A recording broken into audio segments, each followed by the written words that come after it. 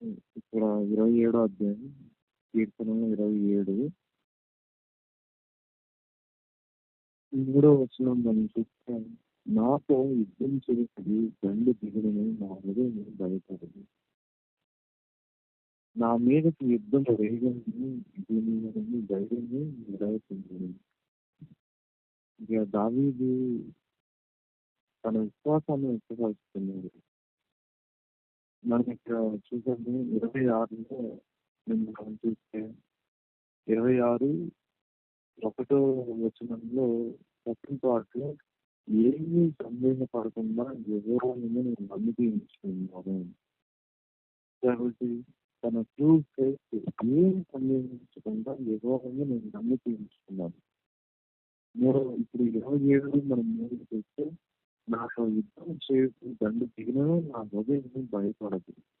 నా మీదకి యుద్ధము రేగినను దీనిలో నేను ధైర్యం విడవకుందను. కాబట్టి తన శత్రువులు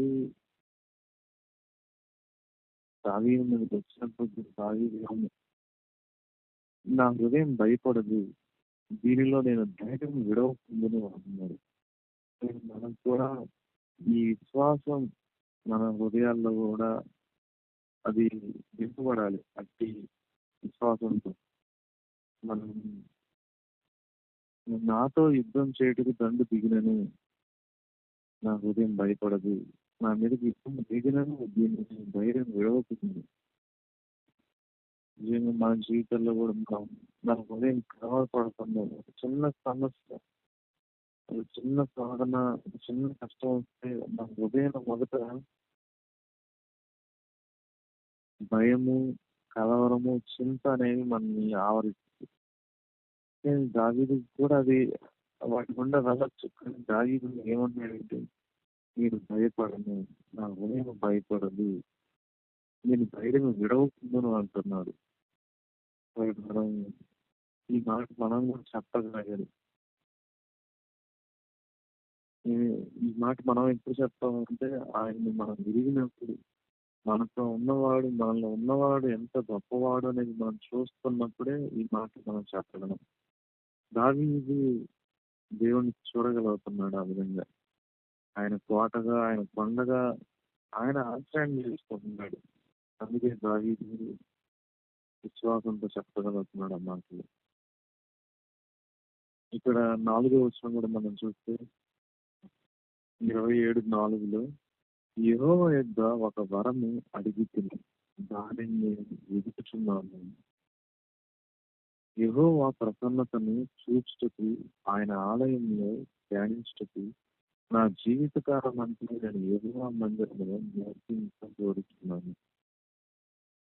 ఒక రాజు, ఒక దావీదు రాజుగా అభిషేకం చేయబడి రాజ్యాధికారం కలిగిన వ్యక్తి తన హృదయంలో ఉన్న వాంఛ ఏంటంటే ఒక వరం నేను అడిగి తిని, యెహోవా యొద్ద ఒక వరం అడిగి తిని, దాని తర్వాత వచ్చిన దానిని నేను వెతుకుచున్నాను. అడిగి తిని అడిగి ఊరుకోలేదు దావీదు. దానిని నేను వెతుకుచున్నాను అంటున్నాను. వెతుకుచున్నాను చాలా వరకు నాకు దేవుడు మాట్లాడింది మనం అడిగే వరకే ప్రార్థిస్తాం, అడుగుతాం, కానీ దాన్ని వెతికేవాడిగా ఉన్నాం. కానీ దావీదు అలా లేడు. అడిగిన దాన్ని వెతుకుతున్నాడు. దాన్ని నిజంగా మన జీవితాల్లో మనం ఎలా ఉన్నామని మనం పరీక్షించుకోవాలనిపిస్తుంది. మనం అడిగి విడిచిపెట్టేవారిగా ఉన్నామా, అది దావీదు వరకు దాన్ని వెతికేవారిగా ఉన్నాము.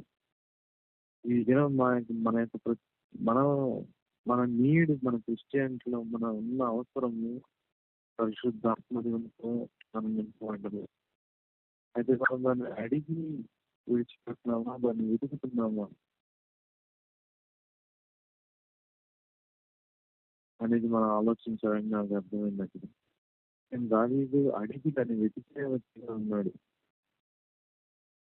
ఆయన యొక్క వరం, ఆ డిజైర్ ఏంటంటే దావీదులో ఉన్న గ్రేట్ డిజైర్ ఆయన యొక్క ప్రసన్నతను చూడాలని, ఆయన ఆలయంలో ధ్యానించటకు 1 or 2 days కాదు, జస్ట్ కొన్ని రోజులు నేను ఉంటాను ప్రభావం సన్నిధి నాకు నీ ప్రసన్నతను నేను చూడాలనుకుంటున్నా. జస్ట్ ఒక 1 వీక్ నేను అలా ఇదొక హ్మ్. ఇలా కాదు. నా జీవిత కాలమంతా నేను యెహోవా మందిరంలో నివసించగోరుచున్నాను. ఇది జీవిత కాలమంతా అనేది మనం చూడొచ్చు. తన లైఫ్ ఎండ్ నేను ఈ దినాలైతే దేవుడు ఈ భూమి మీద ఆయువు జీవితం అనుమతించాడు. ఆ దినమంతా ఆయన మందిరంలో ఉండాలని కోరుకున్నాడు దావీదు. అది నన్ను ఎంకరేజ్ చేసింది చాలా వరకు. తర్వాత కూడా మనం చూస్తే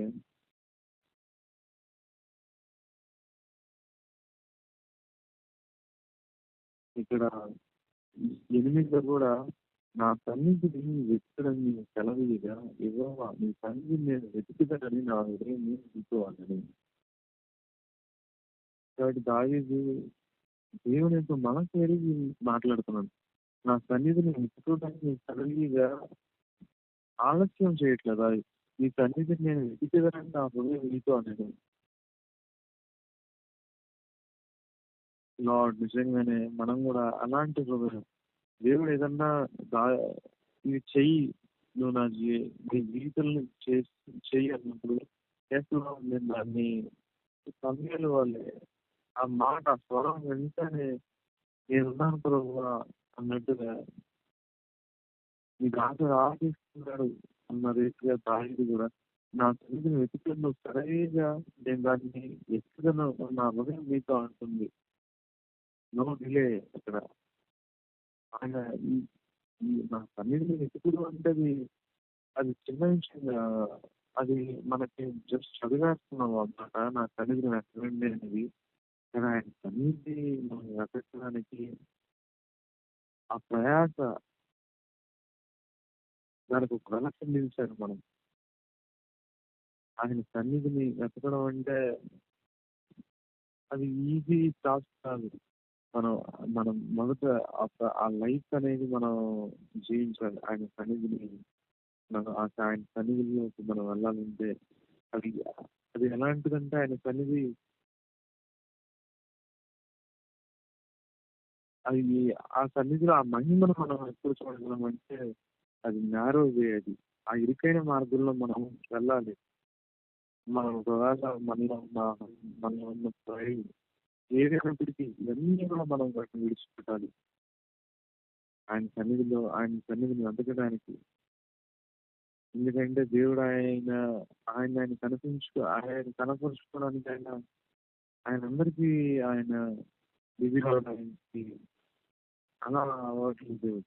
ఎవరు ఆయన సన్నిధిని వెతకాలంటే ఎవరు ఆయన సన్నిధిని వెతకాలంటే నమ్ముకున్న ఒక దినమైన దేవుడు మాత్రమే దాన్ని ఆ సన్నిధిని కనుగొని హృదయ శుద్ధి కలిగిన వారు యథార్థమైన మనస్సులు ఉన్నది ఉన్నట్టుగా ఎదుటి ఒప్పుకున్న వారు ఆయన సన్నిధిని చూడగలుగుతారు. కాబట్టి దావీదు దాన్ని నేను వెల చెల్లించడానికి సిద్ధంగా ఉన్నాను అంటున్నాడు. ఈ సన్నిధి నేను వెతికేదానని నా హృదయం మీతో అనేది అంటున్నాను. కాబట్టి మనం కూడా అలా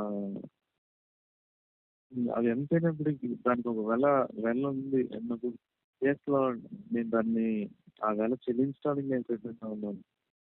అది ఎంత ఇదైనప్పటికీ నాకు ఐ వాంట్ ప్రెజెన్స్ అనేది దావీదు అని చెప్పడం మనం చూస్తాం. 10వ వచనంలో నా తల్లిదండ్రులు నన్ను విడిచినను యెహోవా నన్ను చేరదీయును. ఈ మాట కూడా నన్ను చాలా ఆదరించింది. నా తల్లిదండ్రులు నన్ను విడిచినను యెహోవా నన్ను చేరదీయును. అక్కడ తల్లిదండ్రుల విషయంలో ఎవరైనప్పటికీ ఎవరు మనల్ని విడిచినను యెహోవా మనల్ని చేరదీయును. వాళ్ళు మేబీ సమ్‌టైమ్స్ మనం మిస్‌అండర్‌స్టాండ్ చేసుకోవచ్చు. ఈవెన్ ఎవరైనప్పటికీ అది మన మన జీవితాల్లో.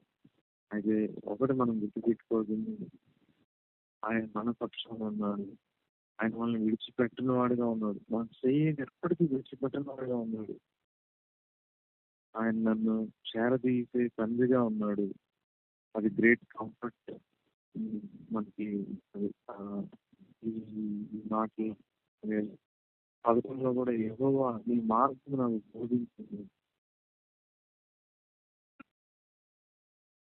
నా కొరకు పొంచి ఉన్న వారిని చూచి సరళమైన మార్గమున నన్ను నడిపించింది.